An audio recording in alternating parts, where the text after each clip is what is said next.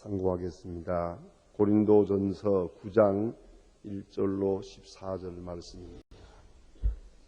고린도전서 9장 1절로 14절입니다. 고린도전서 9장 1절로 14절까지 보게 되겠습니다. 혹시 옆에 성경 가져오신 분이 있나 보시고 나누어서 함께 보시길 바랍니다. 한 분도 읽지 않으시는 분이 없이 똑같이 한 목소리로 14절까지 낭독하겠습니다.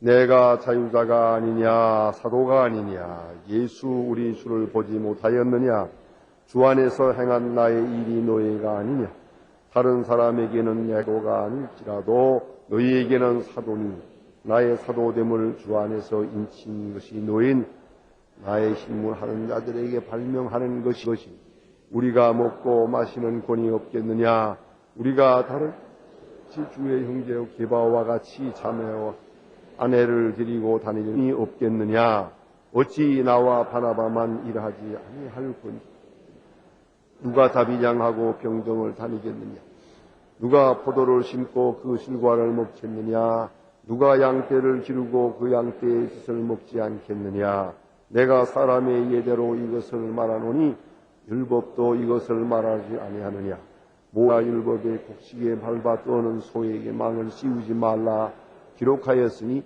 하나님께서 어찌 소들을 위하여 염려하신 것이 전혀 우리에 위하여 말씀하느냐 과연 우리가 위하여 기록된 것이 밭가는 소의 망을 가지고 갈며 곡식을 떠는 자에 함께 얻을 망을 가지고 떠는 것이다. 우리가 너희 신령한 것을 뿌렸은즉 너희 육신의 것을 거두기로 과하다 하겠느냐 다른 이들도 너희에게 이런 권이 없다. 하물며 우리일까 보냐 그러나 우리가 권을 쓰지 아니하고 범사에 참는 것은 그리스도의 복음의 참상해가 없게 하려 함이로다.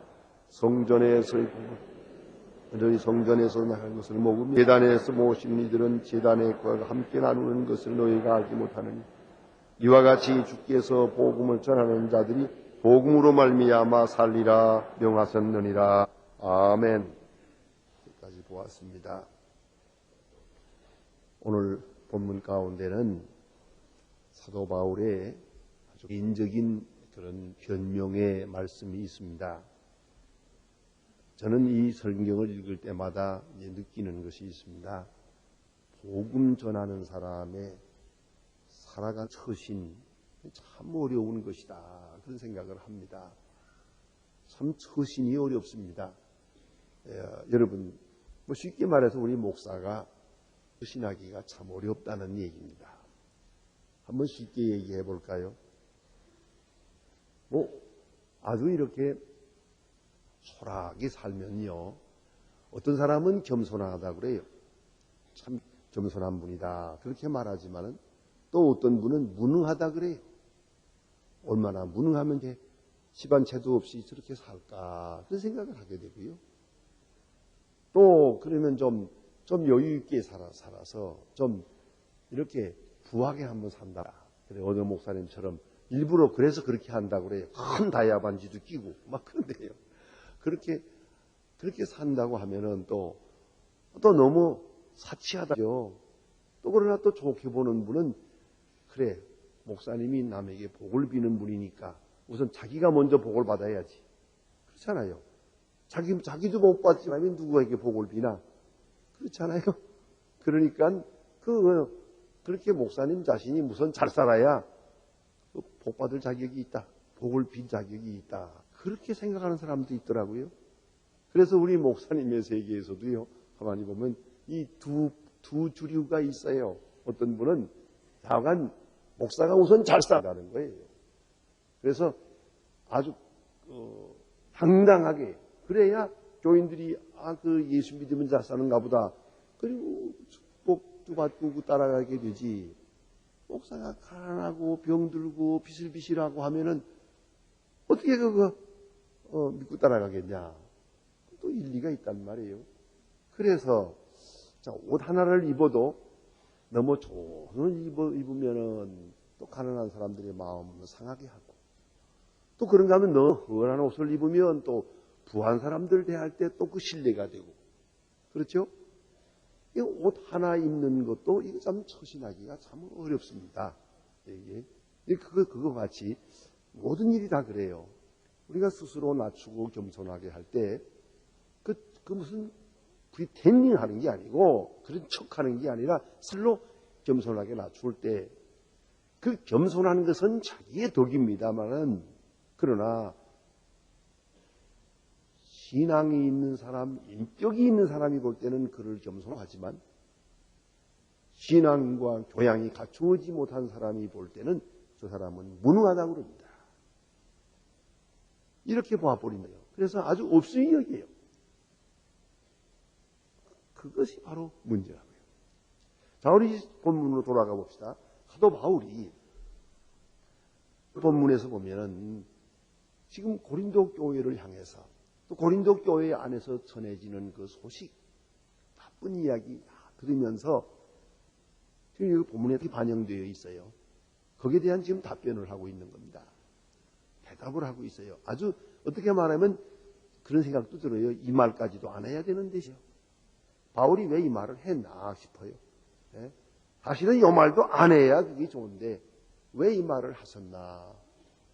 더 바울을 위해서보다도 고린도 교회 안에 있는 교인들 가운데에 오해하는 사람들, 또 그 중간에 있는 아직도 생각을 잘 정리하지 못함들을 위해서 이 말을 썼을 거다, 그렇게 생각을 합니다.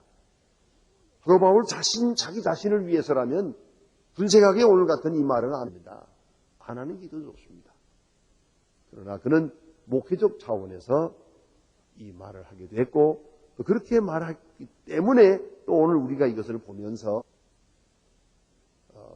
교역자의 처신이 어떻게 이루어지고 있는가 하는 것을 본문에서 보게 됩니다. 고린도 교회는 사도 바울인 교회입니다. 바울은 아다시피 어디에 가든지 어떤 곳은 한 사흘 동안 있다가도 교회를 세우고, 일주일 머물렀다가도 교회를 세우고, 한 달 있으면서도 교회를 세우고 그랬습니다. 이때까지로 보면은, 이 당시로 보아서는 고린도 교회가 제일 오래 머문 교회입니다. 1년 동안 머물렀어요. 그 다음에 그 추후에 에베소에 3년을 머물렀습니다. 하지만 그 다음 얘기고, 이때까지로만 보아서는 고린도 교회가 1년 반 동안 머무르면서 이 교회를 세우게 되었습니다. 고린도 교회를 세울 때의 그 내용은 다른 교회에서 선교할 때와 좀 다릅니다. 그것은 1년 반 동안 체류하면서 교회를 세웠을 뿐만 아니라 바울 자신이 약해졌을 때입니다.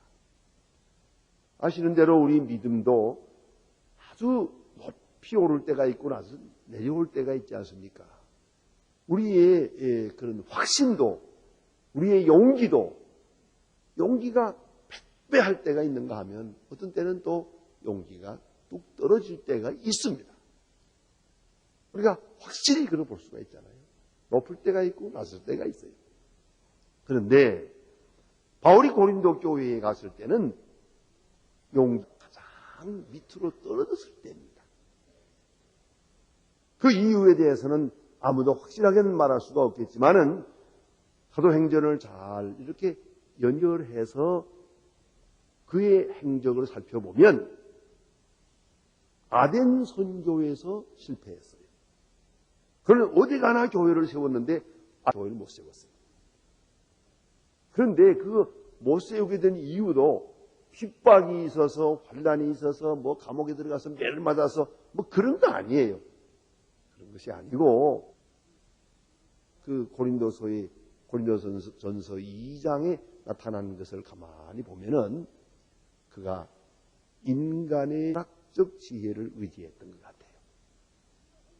인간의 철학적 지혜를 의지한 것을 뒤늦게 깨닫고 후회하고 있는 거예요.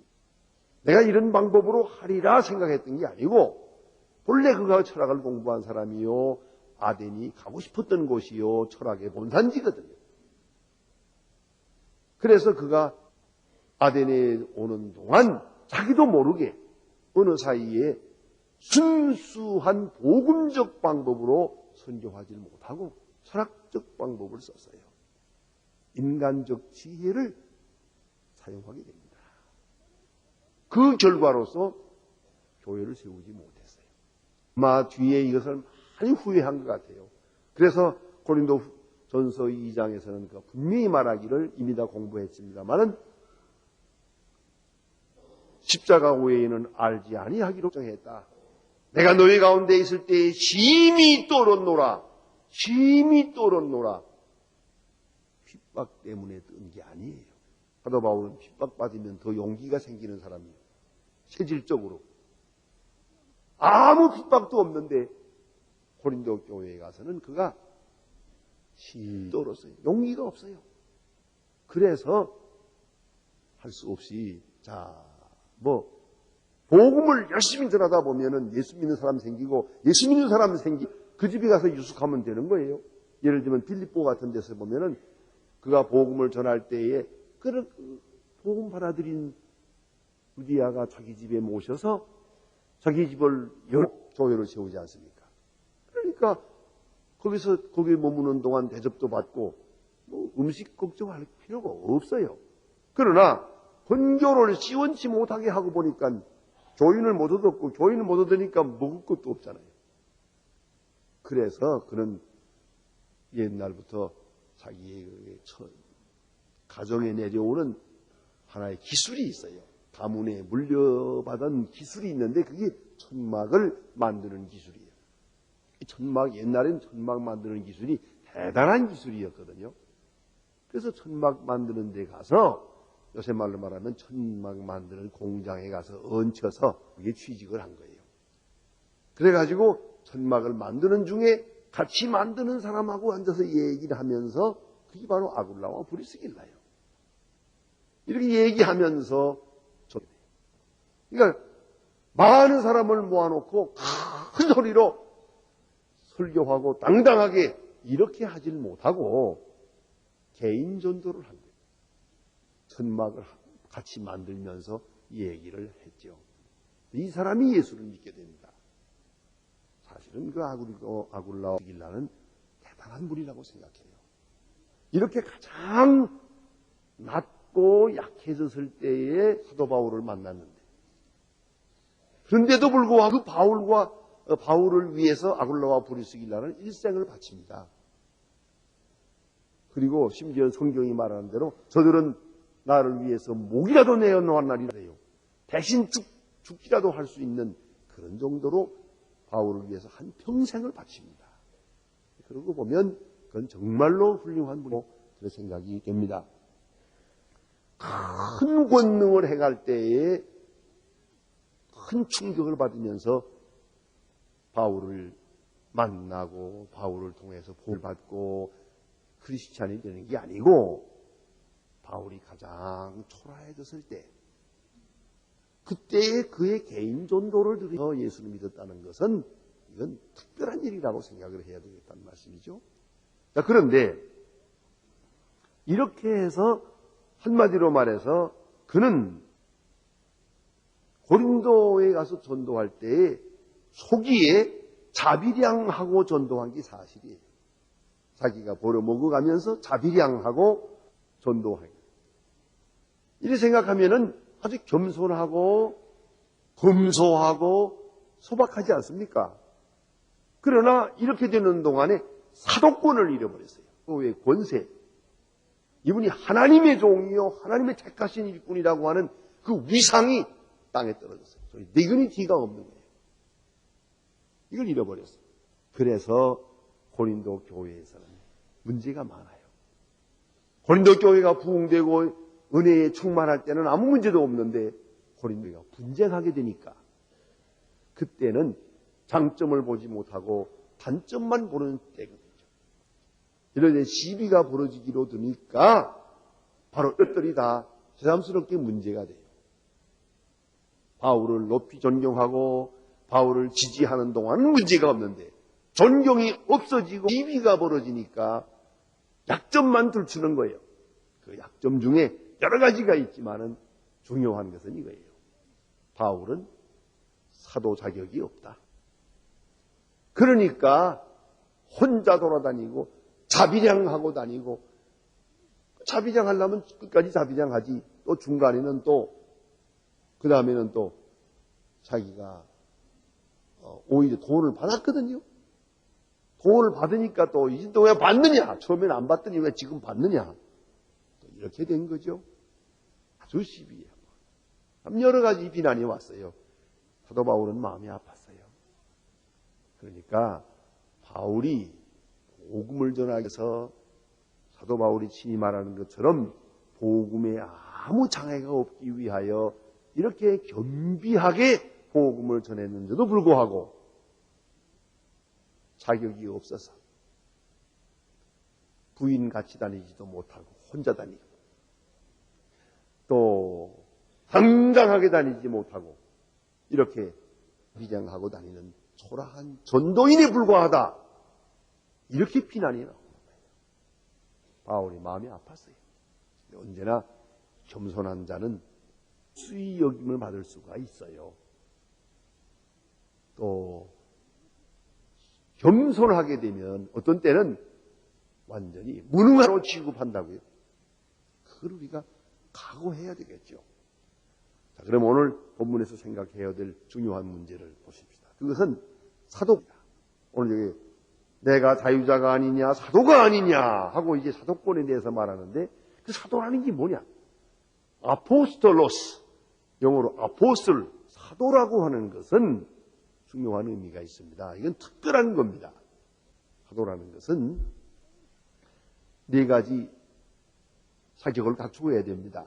첫째는 예수님께서 육신을 입어 오셨을 때, 이 말이 중요한 거예요. 육신으로 오셔서 계시는 그 예수께서 신이 제자 부르셔야 됩니다.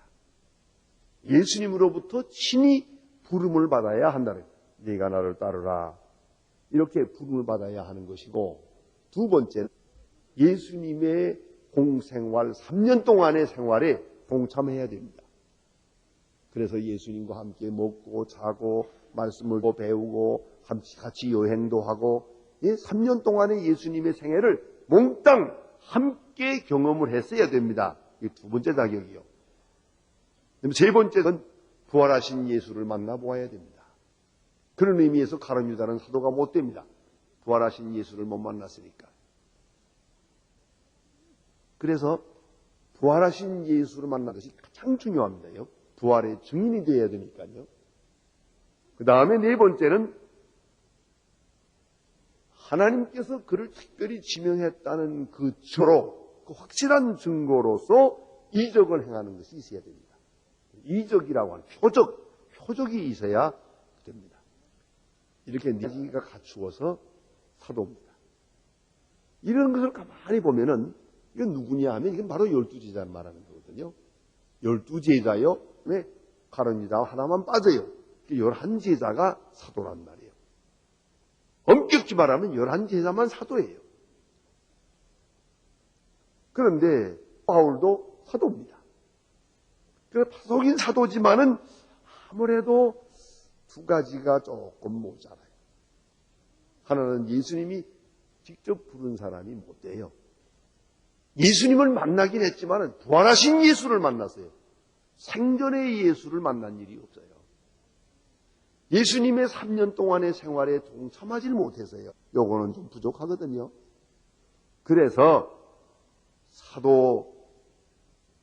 이게 사도라는 이 사도권이 조금 자격 미달이요. 그래서 언제나 기도도 해요. 그걸 알아야 됩니다. 여러분, 사람들 보면 이 키가 좀 작은 사람은 걷는 걸 가만히 보세요. 걸을 때 가만히 걷질 않아요. 약간 이렇게 발뒤축을 이렇게 올리면서 걷는다고요. 거기 뭔가니 자기가 좀 작다 하는 생각이 있기 때문에 조금 높이기 위해서 그렇게 해요. 그런가 하면 또 키 큰 사람은 보세요. 구부장하고 그래요. 뭐 이렇게 해봤댔자 별로 나타지지도 않는데 구부장하고 그래요. 거기 이제 자기 부족한 점에 대한 보상 심리가 나오는 건데요. 바울을 가만히 보세요. 그의 편지 보면은 편지마다 1000마디가 이렇게 나와요, 대체로. 파울로스 둘로스 예수 그리스도. 이렇게 나옵니다. 헬라말로. 파울로스 아포스톨로스 둘로스 예수 그리스도. 이 예수 그리스도의 종 사도 바울. 하게 나옵니다. 이 바울이라는 말이 헬라말에서는 첫째로 나옵니다. 파울로스 아포스톨로스 둘로스 예수 그리스도. 이렇게 나오거든요. 꼭 그렇게 강조합니다. 그러나 사도 요한을 보세요. 요한은 그의 편지 가운데 나 장로는 너희 편지하노니 이렇게 말해요. 점잖게. 그리고 사랑하는 자녀들아 서로 사랑하라. 요유만만하잖아요. 근데 바울은 요거에 아무래도 좀 부족하거든요. 그래서 사도를 강조해요. 나 사도 바울은 하고 강조해요. 아무래도 자기도 좀 알고 있는 것 같아요. 그런데 여기서 생각해야 됩니다. 이런 의미에서 이제 다시 정리하면은 우리가 지금 말할 수 있는 것은 예수님의 친제자였던 11사람하고 서로 이렇게까지 12사람만 사도라고 합니다. 교회사적으로 볼 때 그 외에는 누구도 사도는 아니에요. 제자도 될 수가 있고 감독도 될 수가 있지만은 사도만은 이렇게 12사람만 사도라고 생각하게 됩니다. 그런데 바울이 사도가 된 것은 그는 분명히 환상 중에 본 게 아니에요. 분명히 다메섹 도상에서 예수를 만났어요. 부활하신 예수를 만났어요. 그리고 부활하신 예수께서 그를 지명했어요. 네가 내 이름을 증거하라고. 그렇기 때문에 그는 그걸 강조하고요. 또 하나는 그의 업적을 내세웁니다. 내가 전적으로 복음을 전할 뿐만 아니라 복음을 전해서 이 같은 역사가 교회가 이루어지고 기적이 나타나고 큰 역사를 이루지 않았느냐. 그 행적을 말하면서 사도권을 주장하고 있고 또 오늘 본문에 보면 특히 너희에게는 사도 왜요? 고린도 교회를 사도 바울이 세웠으니까. 다른 사람은 몰라도 너희에게는 내가 분명한 사도다. 이렇게 강조하게 되는 겁니다. 그러면 사도의 권이라는 게 뭐겠습니까? 오늘 본문의 권이라고 말하는데 그 권세라는 것은 주님이 보낸 자의 영적입니다. 그러니까 그를 영접하는 자는 그리스도를 영접한 것이요 그를 배반하는 자는 그리스도를 배반하는 것입니다. 영적 권세 당당한 겁니다. 그리스도께서 그 권세를 그에게 준 것입니다. 그래서 너희가 땅에서 매면 하늘에서도 맬 것이고 너희가 땅에서 풀면 하늘에서 풀다. 이거 말씀하신 겁니다. 이 사도의 권세입니다. 그가 복을 빌면 복을 받고 그가 저주하면 저주를 받는다. 이 사도권입니다. 그가 복음을 전하는 것만이 아니라 그리스도를 대신해서 보냄받은 자로 임하는 겁니다. 원래 아포스톨로스라는 말이 보냄받았다는 뜻입니다. 그런 거로 그리스도의 보냄을 받아서 이 같은 역사를 이루게 된다 하는 말씀이고 동시에 그리스도를 대신해서 이렇게 보냄받았기 때문에 그가 그리스도의 이름으로 영접을 받습니다. 이걸 알아야 돼요. 여기 교역자가 돼서 가끔 무리인들에게 제가 사랑을 받습니다. 교인들의 대접도 받습니다. 그럴 때마다 저는 생각합니다. 이거는 내가 받는 게 아니에요. 곽아무개라고 하는 사람이 받는 게 아니고 늘 기도하는 마음은 그겁니다. 그리스도를 대접하는 그리스도께서 여기 계면 그를 대접하고 싶은 거예요. 그 대신 지금 보냄받은 자를 대접하는 거예요. 그러니까 그리스도를 대신해서 대접받은 세가 있는 거예요. 그것이 두 번째 권세예요. 그러니까 먹는 거 마시는 거 걱정할 필요가 없어요. 이건 상당한 권세옵시다.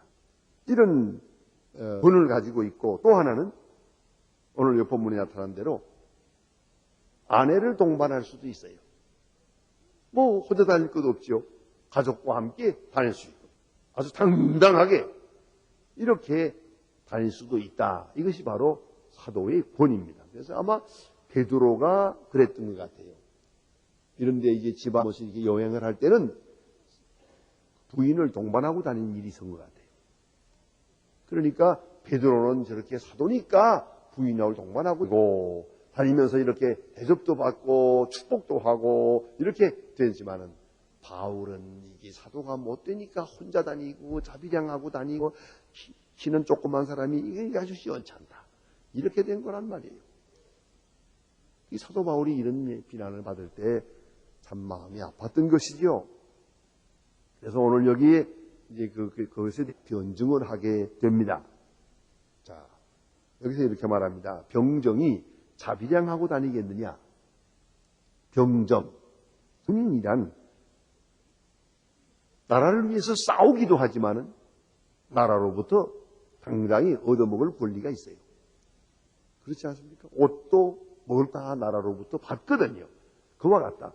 복음을 전하고 전문적으로 전적으로 복음을 전하는 사람이라면 당연히 먹고 입고 쓰는 이 비용은 내가 여기서 받는 것이 당연한 게 아니냐.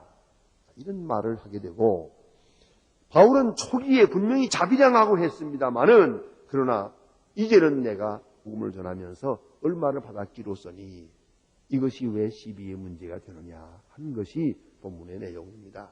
특별히 오늘 11절 말씀은 참 마음 아픈 말이라고 생각합니다. 우리가 너희에게 신령한 것을 뿌렸은 즉 너희의 육신의 것을 거두기로 과하다 하겠느냐. 자, 어느 쪽이 합니까?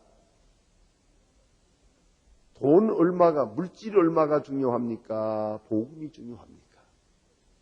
생각하고 보면 이건 비교할 수가 없거든요. 이 사람으로부터 복음을 받아서 이 하나님의 종으로부터 복음을 받아서 이제 죄인이 구원받고 천당 가게 돼요. 이게 얼마나 엄청난 건데 이제 뭐 돈 몇 푼 받았다고 해서 이게 비교가 되는 거냐. 그렇게 말하고 있는 것이죠. 이 말 자체에 지금 굉장히 아픔이 있습니다. 예? 신령한 것과 육신의 것, 비교가 안 되는 겁니다. 엄청난 영원한 축복을 바울로부터 받았어요. 그런데 바울에게 얼마간의 생활비를 주었어요.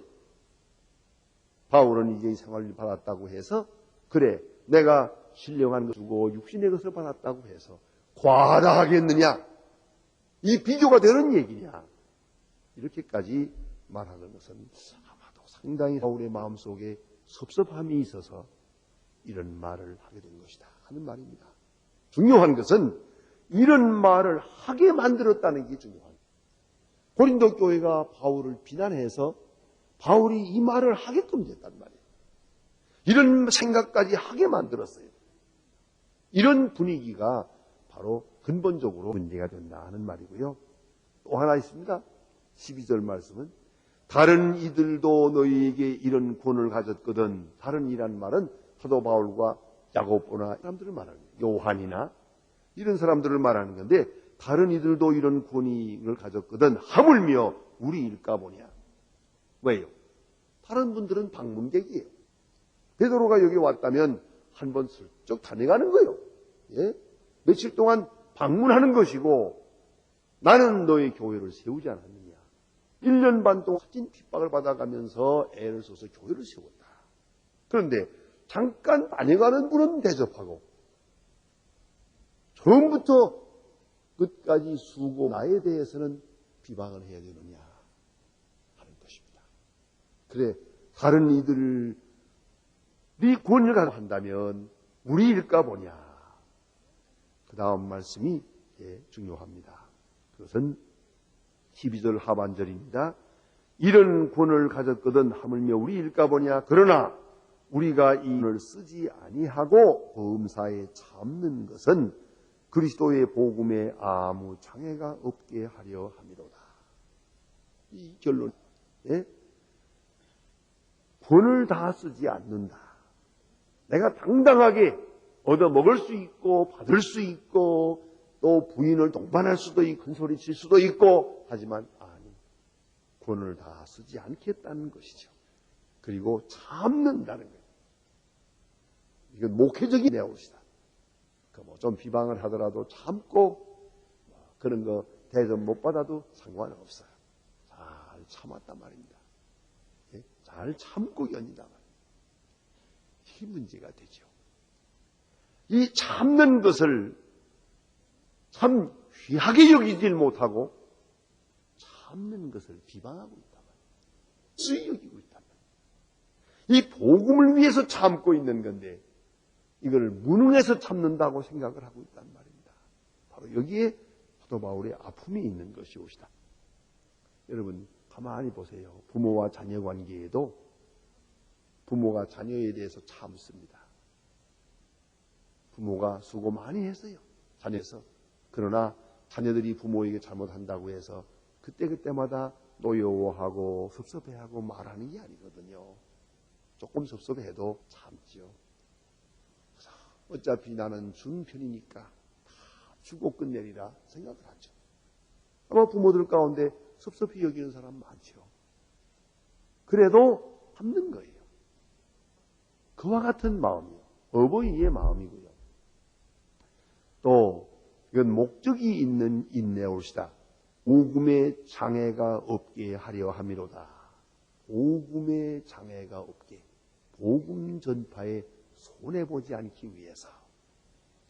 그 말은 뭐냐? 내가 좀 손해보더라도 복음의 장애가 없어야 한다는 거죠.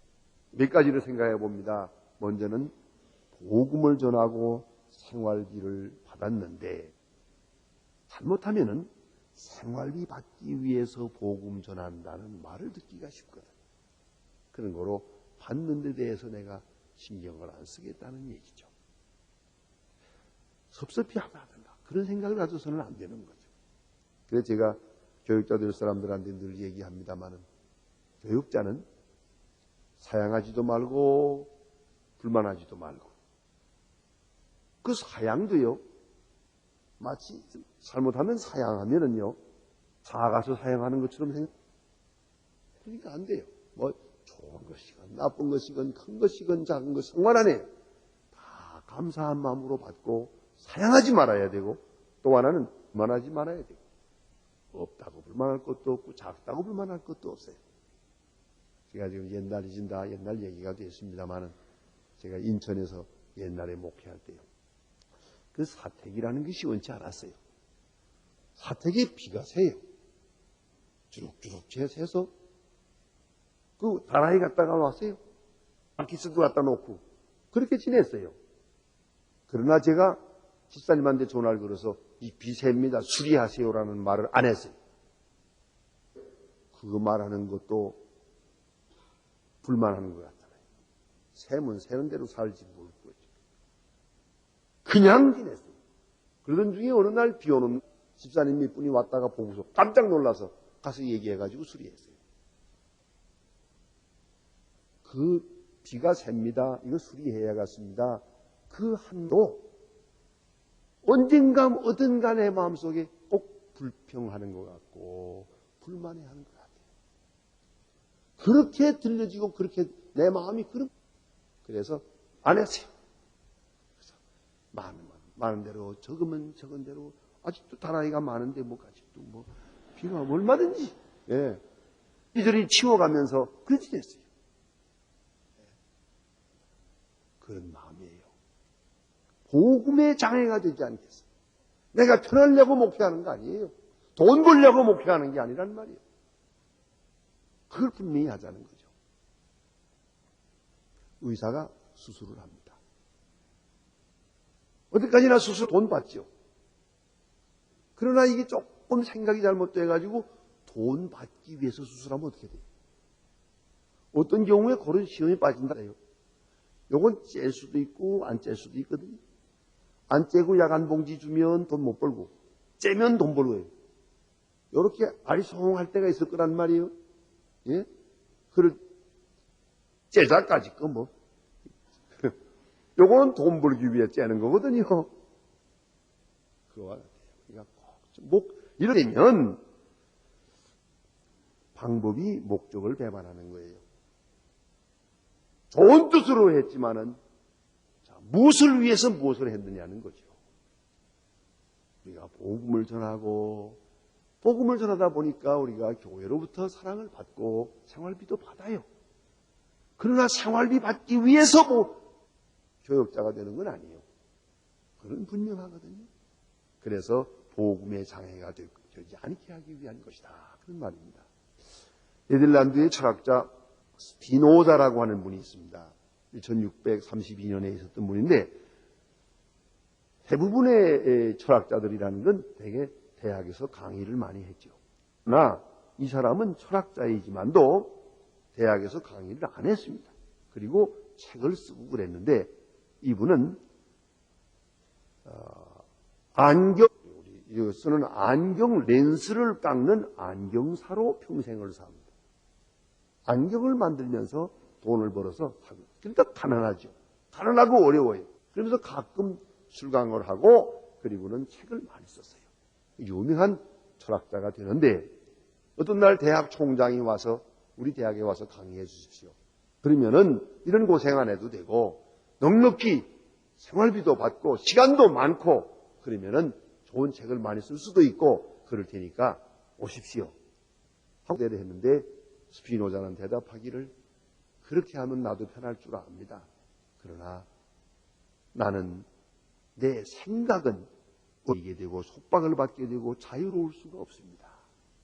그런 거로 내 생각이 깨끗하게 자유롭기 위해서 나는 대학 교수가 되지 않겠습니다. 한평생 안경사로 가난하게 살면서 책을 썼어요. 그런 말도 있습니다. 루이 14세가 프랑스의 루이 14세가 이 사람에게 사람을 보내서 말하기를 사람이 책을 많이 썼으니까 그 책 중에 한 권을 당신을 위해서 이 책을 바치나이다 라고 서주에다가 하나 딱 써서 내놓아주면 그렇게만 해준다면 당신은 일생 동안 편하게 살도록 해주겠다고 그랬어요. 그러나 안 했어요. 그런 철학자의 고결함을 지키기 위한 거예요. 자, 보세요. 사도 바울이 말합니다.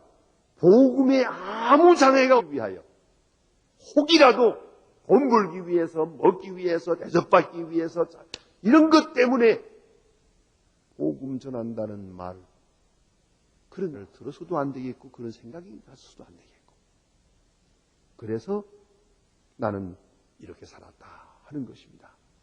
그래서 순수한 헌신으로 시작해서 헌신으로 끝내려는 거예요. 특별히 믿음이 약한 사람들의 오해를 피하기 위해서 자기는 그런 물질에 대해 그런 데 대해서 하지 않았다. 했더니 이제 와서 오히려 나를 없이 여기느냐. 그러나 분명한 것은 사도라고 하는 권에 대해서는 양보하는 거예요. 이건 꼭 인정을 해야 된다고 말하고 있습니다. 다시 말하면 이건 우리가 신학적으로 중요하게 정리해야 됩니다. 고린도 교회가 사도 바울에 대해서 사도권을 인정하지 않으면 그들의 복음, 받은 바 복음도 그 성격이 무너지는 것입니다. 그걸 잊지 말아야 합니다. 여러분, 오늘 이 교역자에 대해서도 교역자의 카리스마적 권위를 인정하지 않으면 그것은 여러분 자신은 하나님의 말씀을 듣는 그 의미도 달라지는 것이옵니다. 그걸 알아야 돼요. 오늘 이 시간에 우리가 이 자리에 모였습니다. 여기도 하나님이 부르셔서 여러분이 여기 있고 하나님이 인도하셔서 내가 여기 있고 하나님의 역사 속에서 여러분들이 하나님 말씀을 듣고 이러한 관계를 카리스마적 관계라고 합니다. 그럴 때에 하나님의 말씀을 들을 수가 있는 거예요. 그러나 만일에 교역자를 보면서 하나님이 보내신 분이다. 하나님의 은혜로 우리에게 보내서 말씀하신다. 이 생각하지 않고 저분이 개인 의견을 말하 책 본 얘기하고 있다. 자기 하고 싶은 얘기하고 있다. 이렇게 생각을 한다면 손해는 누가 보는 겁니까? 여러분 자신이 이 자리에 있어야 될 이유가 하나도 없는 거예요. 그걸 알아야 돼요. 사도 바울이 지금 굳이 이렇게 강조하면서 복음의 장애가 되지 않기 위하여 나는 너희들 사이에서 이렇게 살았다. 그러나 나는 사도다. 적어도 너희들에게 사도다. 하나님께로부터 보냄받은 사도였다라고 말합니다. 이것은 그 사도적 권위를 이렇게 주장하는 것은 바로 저들로 하여금 하나님의 사람 되게 하기 위한 데 목적이 있는 것입니다. 기도하십시다.